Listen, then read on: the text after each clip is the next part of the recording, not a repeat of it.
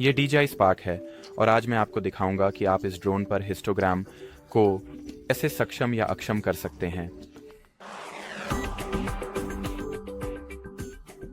तो शुरुआत में आपको DJI GO 4 ऐप के कैमरा व्यू में आना होगा। अब शटर बटन के नीचे कैमरा समायोजन या शूटिंग समायोजन खोलें।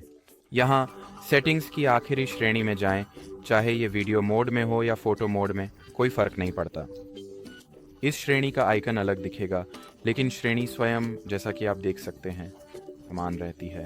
खैर, यहाँ से बस हिस्टोग्राम टॉगल को देखें और हिस्टोग्राम को सक्षम करने के लिए इसे ऑन कर दें। और यहाँ हमारे पास हिस्टोग्राम है जो अब कैमरा व्यू फाइंडर पर दिखाया जाएगा, या आप इसे बंद कर सकते हैं अगर आपको इसकी अब और ज़रूरत नहीं है। और खैर, इस वीडियो के लिए बस इतना ही होगा। तो देखने के लिए धन्यवाद और अलविदा।